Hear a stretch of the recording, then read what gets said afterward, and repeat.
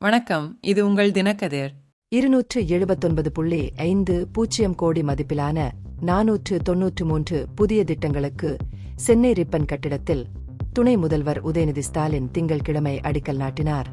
இந்த திட்டங்களில் மதிப்புமிக்க நீலக்கொடி சான்றிதழை அடைய மெரினா கடற்கரையை மாற்றுவதற்கான ஒரு முக்கிய முயற்சியும் உள்ளது.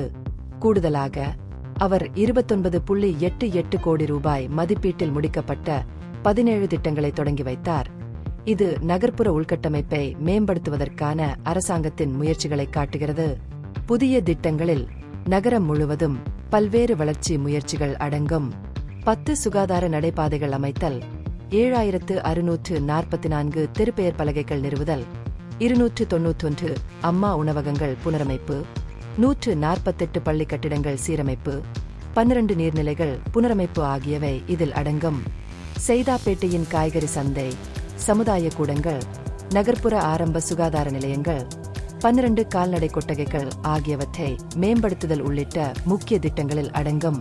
சென்னையின் திருநாய்களின் எண்ணிக்கை அதிகரிப்பதை எடுத்துக்காட்டும் சமீபத்திய கணக்கெடுப்புக்கு பதிலளிக்கும் விதமாக உதயநிதி லாயிட்ஸ் காலனி, புளியந்தோப்பு மற்றும் கண்ணம்மாபேட்டை ஆகிய இடங்களில் 3 புதிய விலங்கு பிறப்பு கட்டுப்பாட்டு மையங்களை திறந்து வைத்தார். இந்த மையங்கள் திருநாய்களின் எண்ணிக்கையை திறம்பட நிர்வகிப்பதற்கும் விலங்குகளின் நலனை உறுதி செய்வதற்கும் கிரேட்டர் சென்னை மாநகராட்சியின் முயற்சிகளின் ஒரு பகுதியாகும்.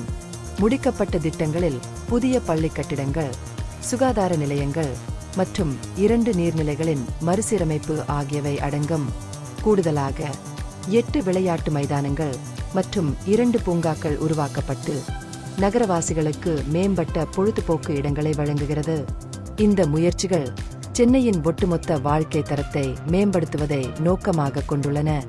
மேலும் உயிரிழந்த மாநகராட்சி ஊழியர்களின் வாரிசுதாரர்கள் 106 பேருக்கு பணி நியமன ஆணைகளை உதயநிதி வழங்கினார்.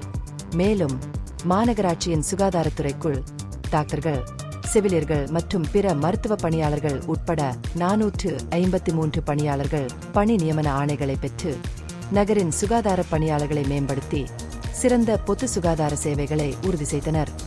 இது உங்கள் தினக்கதிர். நன்றி.